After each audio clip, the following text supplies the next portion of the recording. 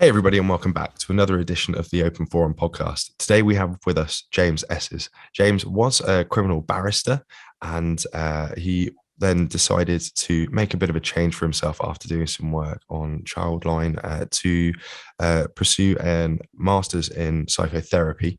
And up until the third year, was cracking along quite well, was also getting into opening up his own private practice, I believe. And unfortunately, due to a series of, I wouldn't say unfortunate events, he was looking to help and looking to safeguard evidence-based therapies, found himself a bit up the stream without a paddle, so to speak.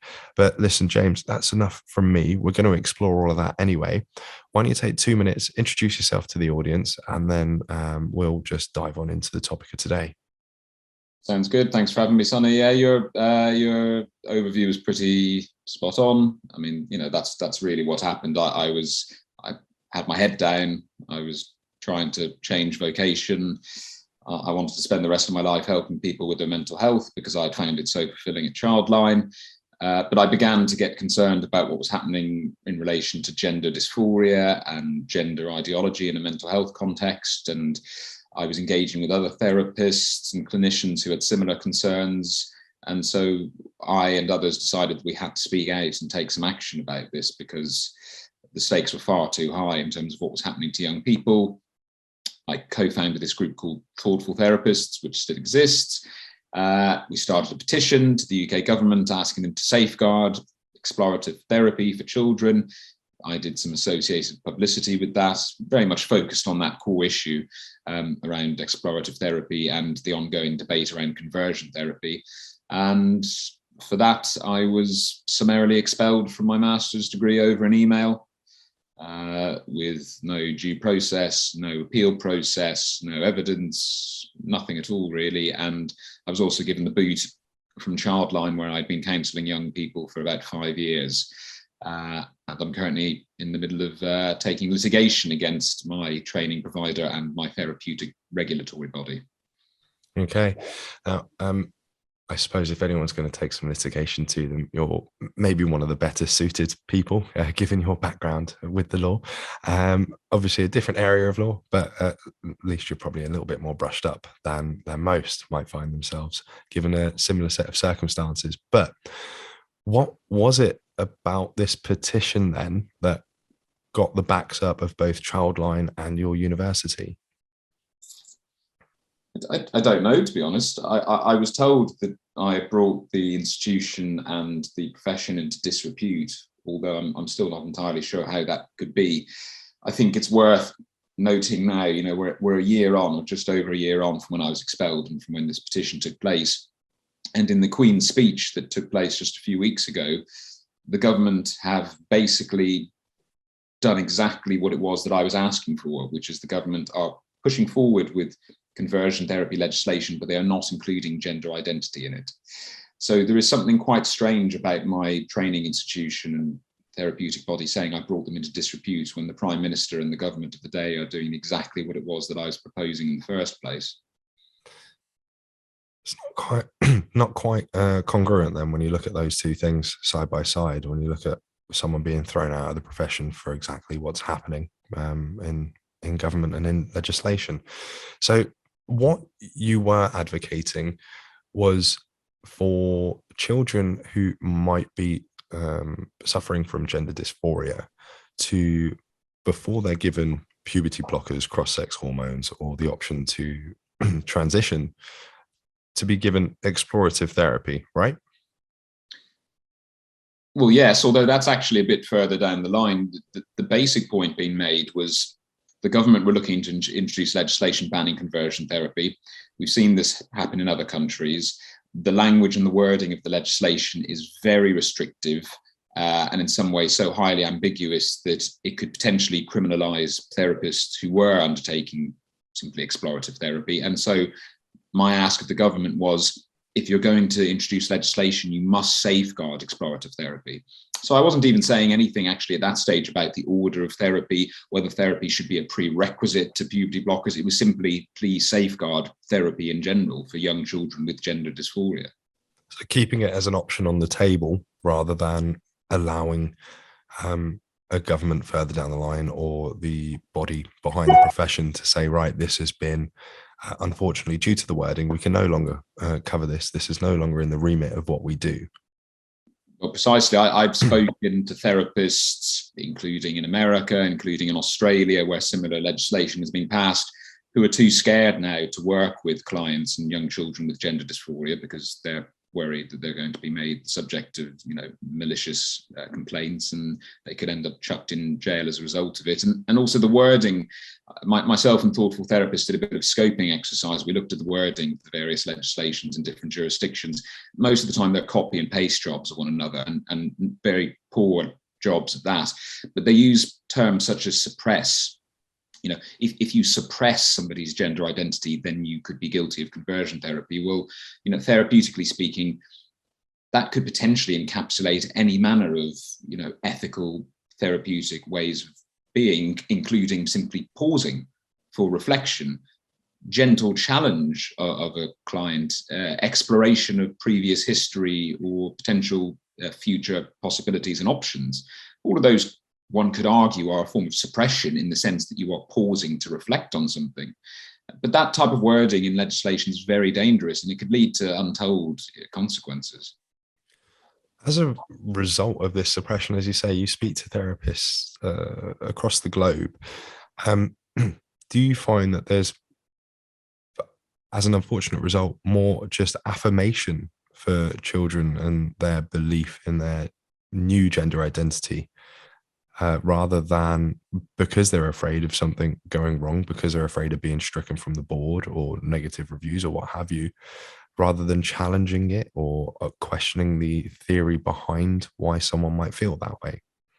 Oh, there's certainly a lot of that, and whether it's trainees on other courses that have been in touch with me or long-standing qualified therapists, both sets are terrified that something similar that happened to me will happen to them, basically, and that their name will be dragged through the mud and they'll be excommunicated and kind of ostracized altogether. So as a result, a lot of them are just keeping stum and not saying anything.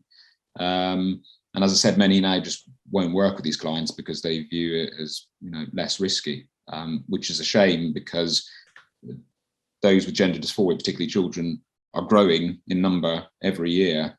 And it's a very, very complex, very sensitive mental health condition. And as a result, we need clinicians. We need a good volume of clinicians. We need good quality of clinicians that are able and willing to deal with this in an ethical, neutral manner, not driven by ideology. So again, as you've already mentioned, wording is really important there. And you've said in an ethical and neutral manner. That word right there, keyword, neutral, is really important. And what I've just said about affirming gender is one end of that spectrum, and someone who's going to go to completely challenge it is obviously going to be at the other end of that spectrum. Your job as a psychotherapist, if I'm not mistaken, at least, I work in healthcare, but your job isn't to tell them to think or feel in one way or another, right? Your job is to explore and get to the bottom of what might be causing someone to feel that way, and exploring things further, right? Correct.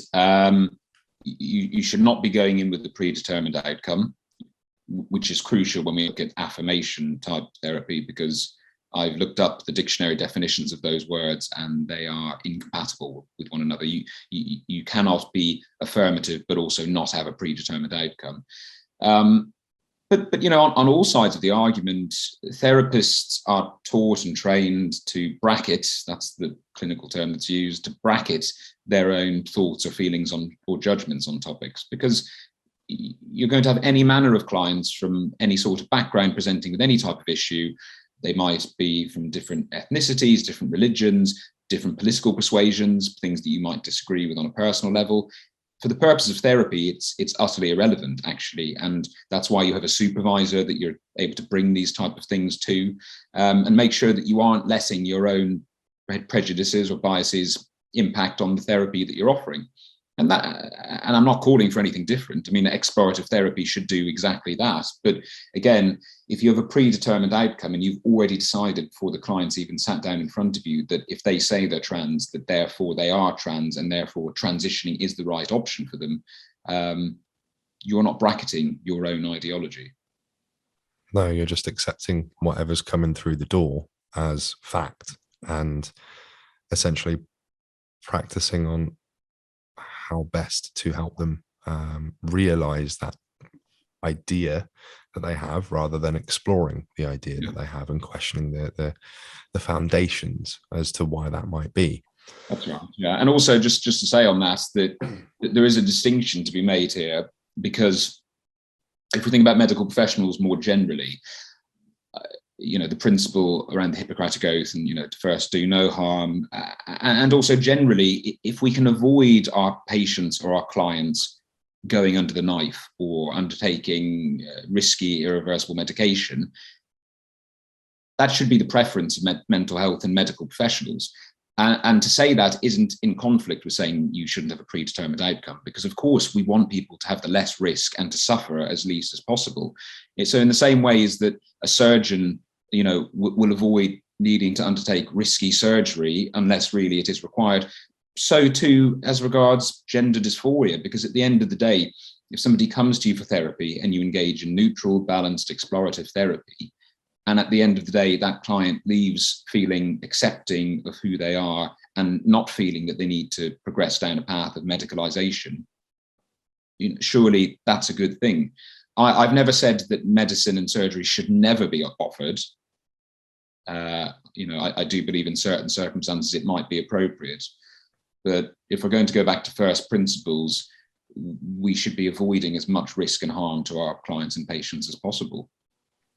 Yeah, absolutely. And I think, at least from what I'm aware of in studies, and it isn't my remit, so I haven't gone into too much depth on these studies, but there is a high proportion of people who suffer with gender dysphoria who, if going down the pathway of explorative therapy first, will choose not to transition and will settle into the body they're in, for lack of a better phrase.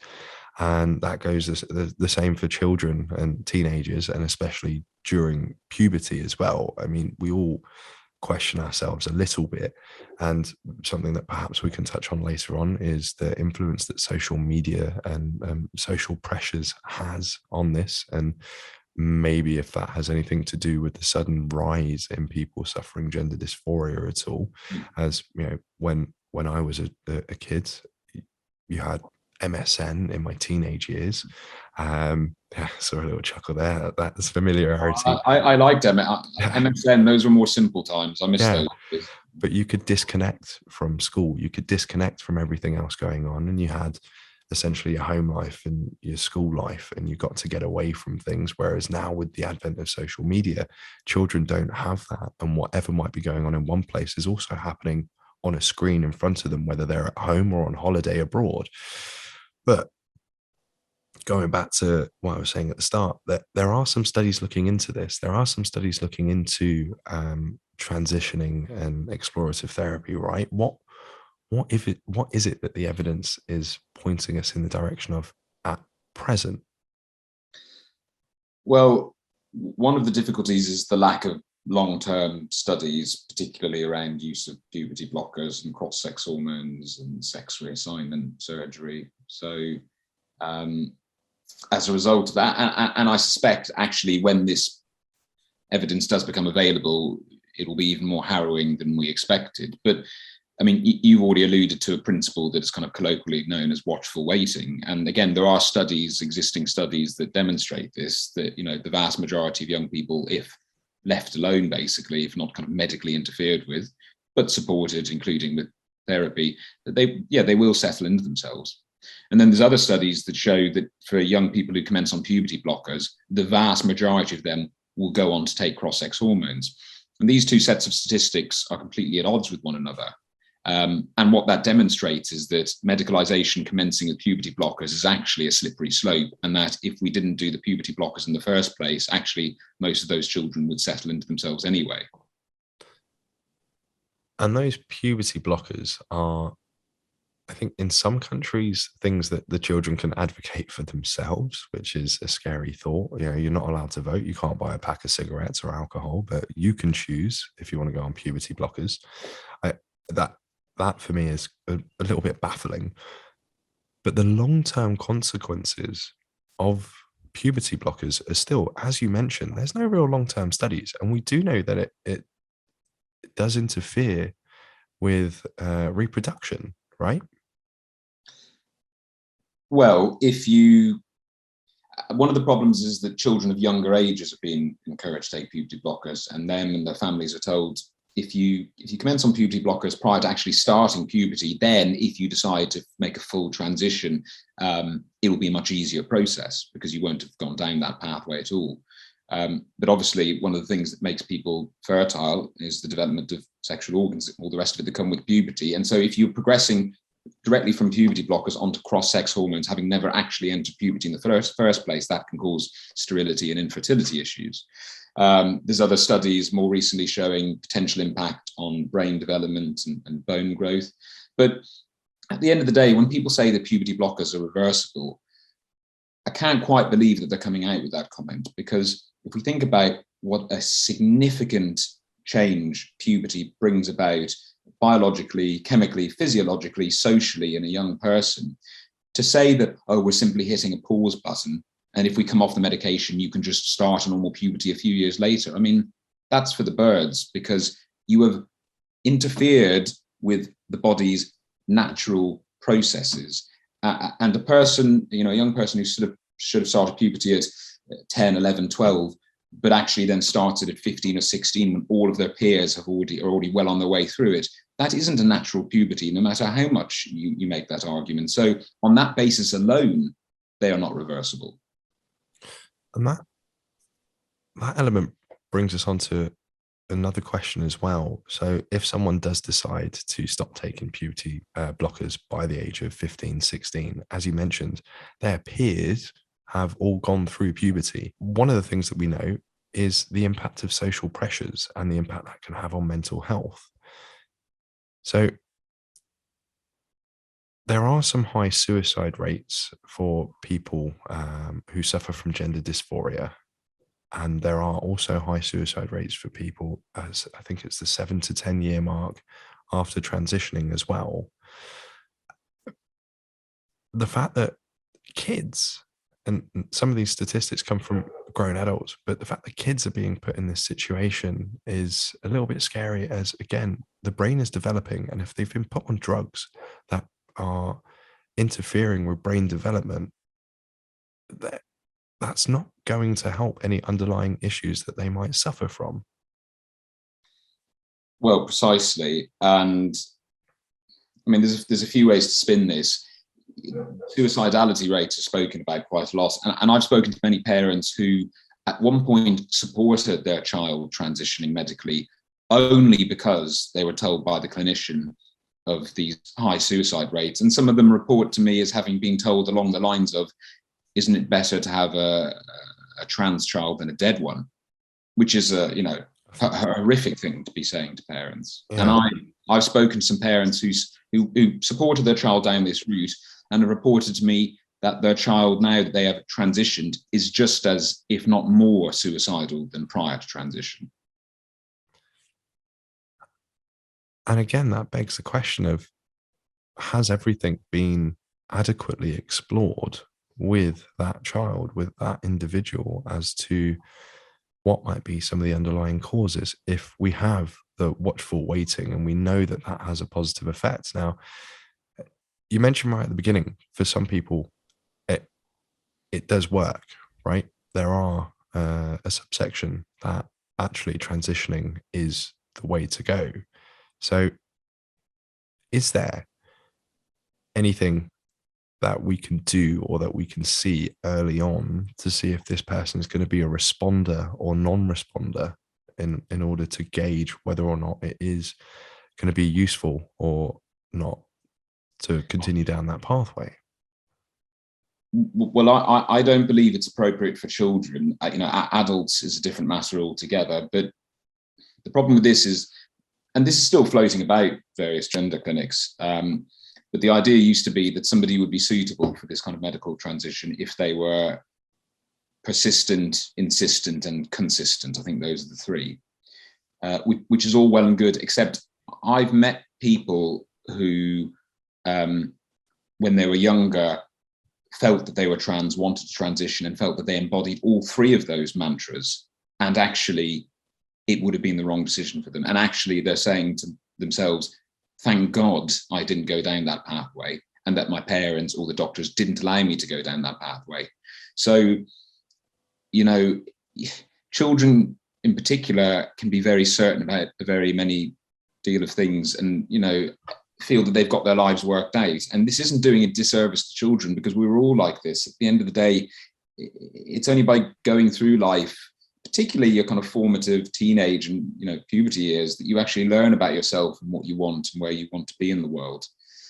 To be asking children to make a potentially irreversible decision about puberty before even commencing puberty is madness. I was having a conversation with someone the other day who's going through their A-levels, who was unsure of what they wanted to do with the rest of their life, and they're about to go from AS to A, and they're like, I'm going to drop this, but I have no idea what I'm doing. And that is a decision that you took as well. You made the decision to go and study law and go that way, and you changed your mind further down the path.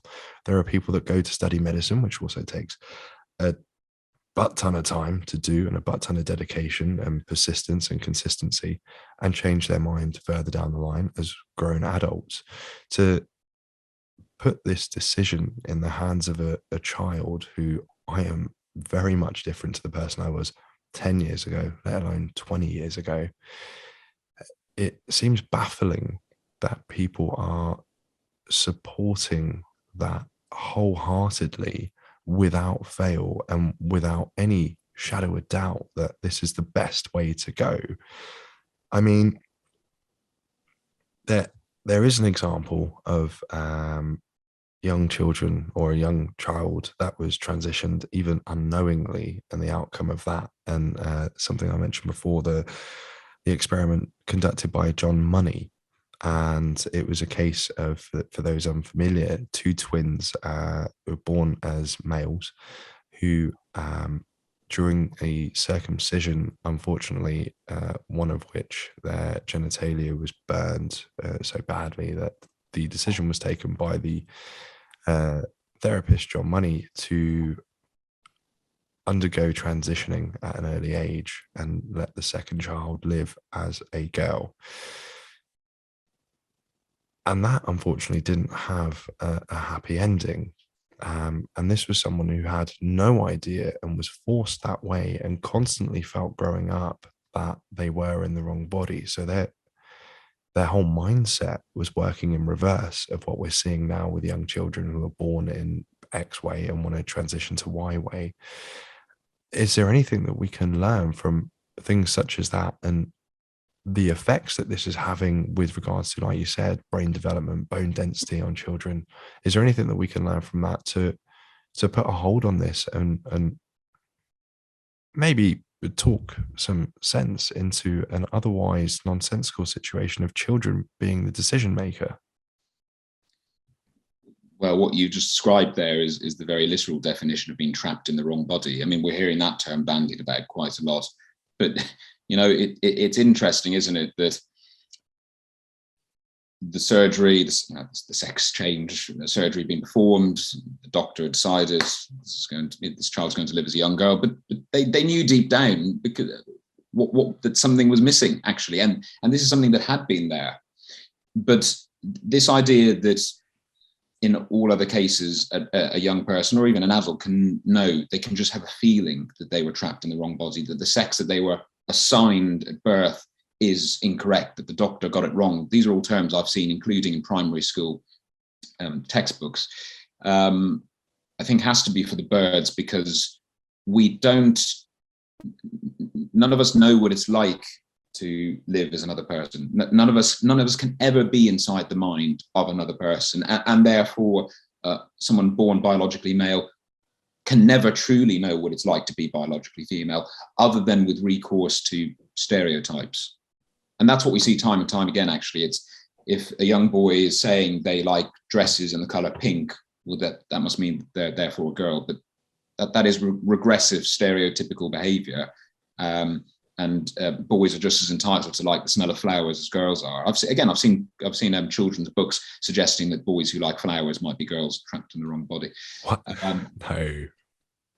Yes, I'll give you a link afterwards if you'd like. Jeez, yes, please. Yeah. Yeah, it's terrifying stuff, and this is where safeguarding comes into it. It's become almost a kind of consumer society, and we're constantly told that children know what's best for them. Children are the experts of themselves. Now, on one hand, of course, we should always listen to children and actively listen and engage in respect and empathy and compassion. I think for far too long in many other contexts, adults have just pushed children to one side and said, what you think isn't relevant, I'm the adult, I know best. So I think that's going too far that direction. But at the end of the day, adults are adults and children are children for a reason. And the same people who are advocating for children to be able to consent to irreversible medication, I don't also hear them shouting that the age of criminal responsibility should be eradicated, that the age of consent for sex should be eradicated, and that children should be able to drive cars, smoke cigarettes, and drink alcohol from the age of 10. Why they're not doing that? At least if they did that, it would be a consistent argument. But actually, what they're doing is fundamentally inconsistent.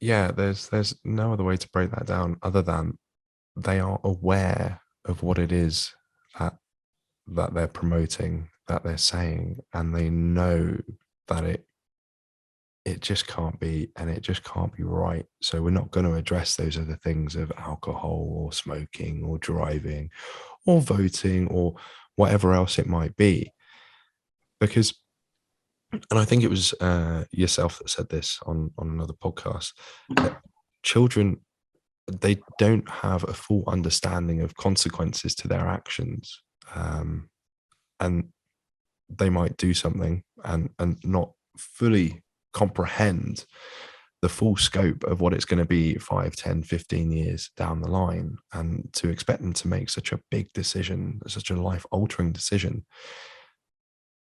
it may lead to an outcome such as detransitioning, which is also something that we're not supposed to be talking about. That's also something that across social media has almost been blacked out, or there have been Reddit message boards about it that have been pulled down on multiple occasions, or people that have been blocked out of social media, their accounts banned or whatnot if they talk about it, which is something that does happen, and does happen to people that transition at young ages. Can you maybe talk to us a little bit about detransitioning and what impact that can have and has had on people? I mean, some of the most abhorrent things I've learned have been through the mouths of detransitioners, because it's one thing reading statistics on a page, but when you're face to face with someone who has, for example, lost their breasts, whose voice has been permanently changed, whose hair growth has been permanently changed, and it's got other various health ailments, and they're saying, I deeply regret this, and the doctor should never have let me do it, and my family should never have let me do it. I was only a child. It's so striking and so shocking to hear that. And the problem is that the numbers are increasing, that it's not well documented again, partly because it doesn't seem that the powers that be are showing much of an interest in this. I mean, when I was looking at the original consultation for the government's conversion therapy legislation, they almost made no mention of detransitioners, which is quite worrying. But also, I know a lot of detransitioners who are far too afraid to speak out, partly because they're extremely traumatized by what's happened to them, and they're basically the shells of the people that they used to be, and partly because they'll be met with abuse and vitriol from the LGBT trans community. And I've seen detransitioners being branded as attention seekers, as fakes, as being told you were never really trans in the first place, which is an ironic argument for them to be making. Yeah. So it seems that anyone who speaks out against gender ideology, even if they themselves at one point were supporters of it and actually went through that process, as soon as they speak out against it, they just become castigated and ostracized. They become a pariah to Correct. the whole society. Yeah. But the fact that it is something that happens, and the fact that it's something that we're not supposed to talk about, should also make people's ears prick up a little bit, I should hope. And look, to anyone listening, we're not bashing the idea of transitioning completely. And as you said right at the beginning, it is something that for some people might be appropriate. But you need to be able to have all elements of the discussion open on the table and being able to be explored in order to figure out what the best options are for an individual. Now, for those people that do detransition, what are their sort of long-term outlooks then after coming off of the drugs, after coming off of the hormone blockers and all the rest of it? How has their life been impacted, to the best of your knowledge, from those that you've spoken to and the things that you've read? Look, it varies from case to case and person to person, depending on how far they've gone down this pathway, the age they were at the time, etc. For a lot of them, they are left permanently damaged, like, and permanently scarred, both mentally and physically. And they would agree with this, that the detransitions I've spoken to would say the same of themselves. And they can try and remedy some of these things. Again, I know some girls who have had double mastectomies and then end up having to go get implants kind of put back in again, but it's not the same, of course. So there is no real coming back from it in terms of a medical transition.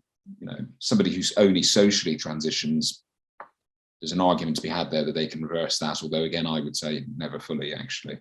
And there's also studies that show that if you live as the other gender for a period of time, actually that makes changes in your brain, which makes it less likely that you will be able to become comfortable with your actual sex. So even when young children are being told, oh, you can change your name or your pronouns or your dress or whatever, that is having an impact, and that is rewiring their brains.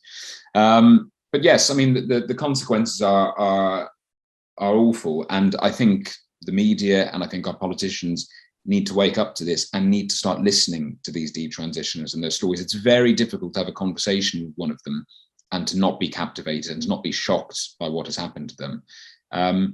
And if we keep encouraging and affirming medical transitioning for children, the numbers of detransitioners are only going to increase. What of the people that you've spoken to, is there a large amount of social pressure for them? Was there something that externally hyper validated almost the idea to transition? Because one of the things that I've seen is people get onto message boards, they get onto these open chat forums, and they essentially find a community in a space that they were otherwise not fitting in. There are lots of comorbidities for people who have gender dysphoria, and it's unfortunate. But once they find that place to fit in, it seems to me, at least looking at it from my perspective, that anyone who finds a space to fit in will do anything to stay within that community and stay feeling wanted. It's what we all want at the end of the day. We want to be in a space that wants us and welcomes us and feels warm and fuzzy to us. Is there an element of that for these people? And then after the fact, there is some realization that actually this wasn't quite for me. This wasn't the right pathway. I've made some irreversible changes and some ones that hopefully will be reversible. But yeah, is there something to be said about the social pressures that are now being put on people? 100%. And it can come in different guises. So, for example, a lot of charities, a lot of youth groups for LGBT children are telling us as a society and the children themselves that being trans is something to be celebrated. And I always think of, well, I think of a few things, but I think of what of a young person who has such a sense of dis-ease in themselves or is so lacking in compassion or acceptance of who they are generally in the world to be accepted, to be celebrated. I mean, that's an incredible thing. That's something that any young person would crave, but particularly one who's feeling lost in themselves. And I think that's a subtle form of pressure being put on them. If you come out as trans, you will be celebrated and affirmed, and possibly for some of these young people for the first time in their lives. And I think we should be celebrating all young people just for being themselves, and not just because they're trans. Then there's also the kind of divisiveness and the alienation that I see taking place. So, for example, the charity Mermaids, which I speak about a lot, and I've got significant safeguarding concerns in relation to them. Their podcast aimed at children, I've previously heard them say to children that family isn't blood. Basically, if your child, if your parents aren't on board with transitioning, it doesn't matter, you can come and we'll support you instead. I've seen them run residential weekends for young people in which they describe to the young people, quote, the war that is raging against them in the outside world. I mean, this is very literally putting the fear of God in these young children, and drives them further and further into the arms of, these supportive other communities and families. And you've even got it coming from the medical professionals. And actually, because I want to get this right, I'm just going to quickly look it up on my phone because I posted about it the other day. There's a clinic called Gender GP. I don't know if you've heard of that, but it's a private clinic that offers medical transitioning to young people who can't get it through the NHS. It's come in for a hell of a lot of criticism around their practices. One of the co-founders has just been struck off the medical register, and his wife, who is the other co-founder, is currently having her, they're looking at whether her fitness to practice as a clinician is also impaired. So she's also in front of a tribunal. While this tribunal is ongoing, I spotted on her Twitter the other day, she's one of the co-founders of Gender GP, that she had retweeted a tweet from a trans person and said, love it. And this is the statement that she said, love it to. Bear in mind, this is a clinician offering gender treatment to young people. Quote, being trans is cool as shit. Jump in, fuck it. What do you have to lose? And I thought to myself that for a doctor whose fitness to practice is currently being considered to make such a dangerous statement is absolutely abhorrent. For a medical professional to say, fuck it, what have you got to lose? When we know that there's a hell of a lot these young people have to lose if they get it wrong, is a disgrace. It's not to trivialize the trans issue, but it's almost being treated like a flavor of the week kind of thing. And that for me is even more insulting to people that genuinely suffer gender dysphoria. If it's, oh no, it's just the cool thing to hop into, almost like the emo phase of that kids went through during their teenage years. Oh yeah, you can be emo for a little bit, but yeah, you can go back to normal later. That's fine. It's not a small thing, and to trivialize it as saying, fuck it, what have you got to lose? Just jump on in. It's cool. It's fun. That flies in the face of all the people that have genuine struggles, that are genuinely, feeling like they're trapped in the wrong body, feeling like they have no place to call home. That's just really sad. I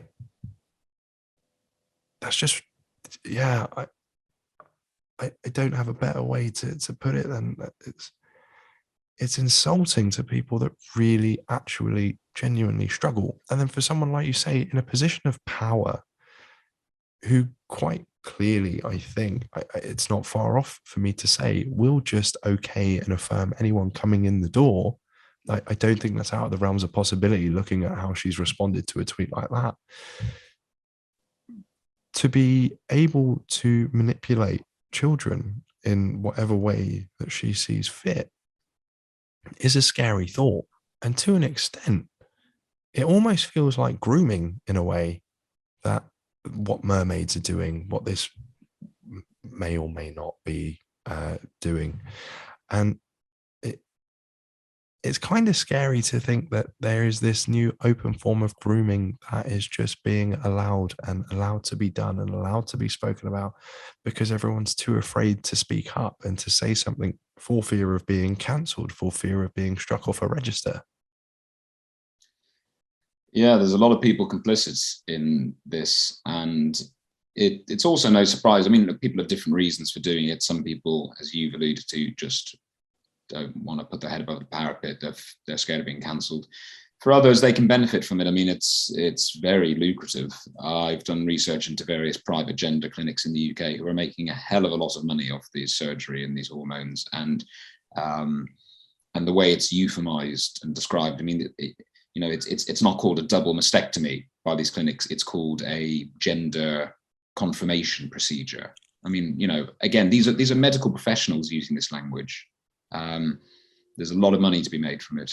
So yes, it really is concerning. And going back to your earlier point around this doing a disservice to those who are actually suffering from gender dysphoria, which can be a very debilitating mental health condition.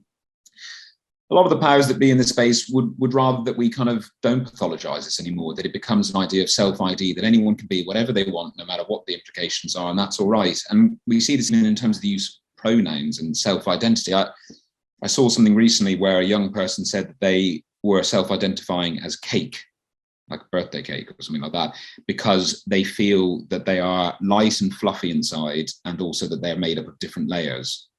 Now, putting aside the cringeworthiness of that statement, are we really going to do that? Are we really going to say that for every potential personality, character trait, feeling that one has in their body, that therefore we need to create a new gender and a new set of pronouns to correlate to that?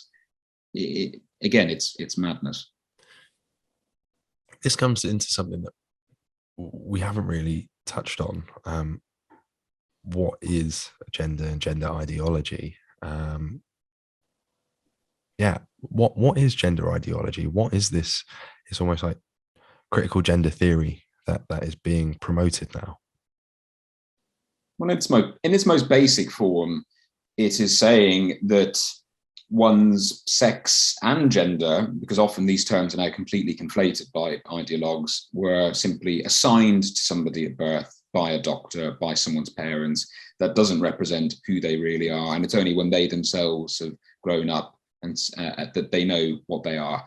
And that for a lot of people, they were assigned the wrong sex at birth, and therefore they should transition to remedy that. In my view, that's kind of it in a nutshell. Whereas myself, and I think most people, would say these are two distinct things. Sex is binary, it is immutable, it isn't assigned at birth, it is simply observed. You cannot change your biological sex, no matter how much you transition, no matter what you wear, no matter how you speak, you will always be the biological sex that you were born into. Gender expression is a different thing. It can be made up of kind of cultural influences, and it could be stereotypically how masculine or feminine you are, but at the same time, we're all made up of a mixture of masculine and feminine traits, and there's nothing wrong with that. And people should be able to talk and present and dress how they want. That doesn't make them the other sex, and that doesn't mean they need medication or surgery. Fair, succinct. So how is it that we've moved from that, which all is very reasonable and very logical and easy to follow, to people identifying as cake? And I've seen people identifying as wolves, wolfians, and things like that. It feels like a trivialization of something that is a serious thing for people who, as a result of which, may not be taken as seriously, and two, will be viewed, because they're then bunched in together with the cake people and the wolfian people, will be bunched in together with people that won't garner the best view from the general public, and might even get a little bit of disdain towards them because of the fact that it is, in essence, the cake and the wolf thing so ridiculous, and now they're being lumped in with that. It's unfair. They have a serious thing here that they're dealing with, and the guy next to him, sitting down in the chair next to him, wants to be cake. I can't make it make sense. I agree with you to an extent, although what I would add is that I think young people who are coming out with these new pronouns and wanting to be identified as any inanimate object or whatever, like, I do think actually, therapeutically speaking, that's coming from some sort of place of disease. There's something that these young people are not getting either from their friends or their families or society at large, or even from themselves, in which they need to create a new persona, in which they need to get attention, in which they want to be celebrated. Again, as we've said earlier, we're teaching young children that these are things that should be celebrated. Well, why not come up with your own pronouns? Because you will get celebrated for it. I think children these days are feeling more and more lost. I think that the way society is politically, I think the impact of social media and technology as well, I think it's a very difficult time to be trying to find yourself as a young person. And so, yes, when I hear a young person saying that they feel like a piece of cake, I do roll my eyes and think, what on earth is going on here? I do try and kind of reflect and stay with that young person. And as I'm kind of looking into their eyes often as they're saying this, even, on a YouTube video, underlying it, I see a sense of sadness and unhappiness and just unease in the world, actually. So I do think those young people are as deserving as support as any others. But I do take the point that for young people who feel that it is just a fashion trend, that they can just come up with pronouns on a whim, and that's grand, that's a very different thing to somebody who's struggling with gender dysphoria. Yeah, I see what you're saying there. Yeah, good, fair point. What is it that we can do to actually help these people then? Because I don't think we don't say to someone who suffers from body integrity or identity disorder, we don't say to them, listen, you don't like your arm, we're going to knock off your arm tomorrow, don't worry, it'll be all right. The pathway that is taken is to explore why, what, how, and how we can help that person. To someone that's suffering from an eating disorder, someone suffering from anorexia or bulimia, we don't affirm what they're doing and say, yeah, no, it's great, keep eating one rice cake a day and keep purging yourself. You explore that problem and try to get to the root cause and ultimately aim to develop a better relationship with food for them and nutrition and whatnot. Why is it then that we're not straight away, why is it that we're so focused on affirming this? And what is it that we can actually do to help rather than just affirm? It's because, unlike those two examples you've given, these are being treated through an ideological rather than medical lens. And the starting point is ideology for all of this. And partly because, as I said earlier, people fear the repercussions if they don't affirm, if they don't go along with this. A therapist or a doctor who doesn't encourage their client with an eating disorder to get liposuction or to keep restricting their diet is very unlikely to be labeled anorexophobic or bulimophobic. Those terms don't exist because they're not a thing.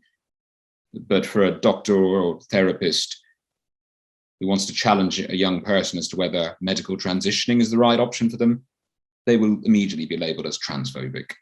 And that word sticks. It's bandied about so much these days that I think it's actually diluted its effect and meaning, but still, it sticks, and you'd be called a transphobe or you'd be called a bigot. I have seen this actually move into other realms of medicine as well, particularly around obesity, for example. And actually, interestingly, and that's the thing, this whole idea of intersectionality, you see all of these various ideologies kind of coming together quite nicely, because I watched a video before with a person with gender dysphoria, and at the beginning, their clinician, I think they were American, their clinician wouldn't let them have, cross-sex hormones. They said that they weren't mentally ready for it yet. And this young person said that my doctor is transphobic.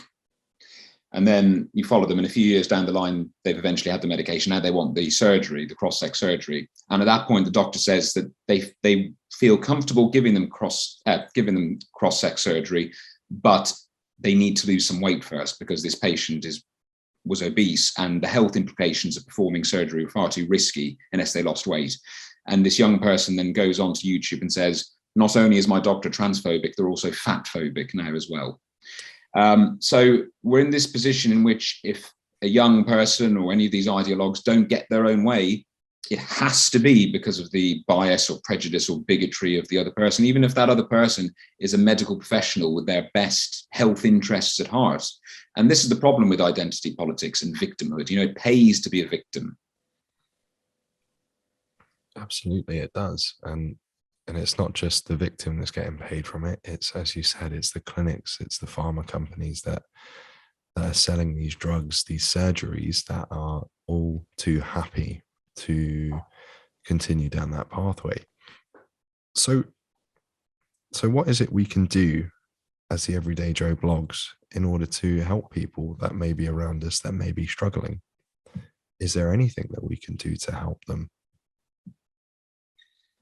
Well, we need the national landscape to change a bit. So in the first instance, simply speaking out, if one feels able to speak out, and to know that there is support out there and that there is a silent majority on this topic to speak out, because that's the only way that we're going to get the media to start changing their coverage, and it's the only way we're going to get politicians in general to change their focus and their views on this.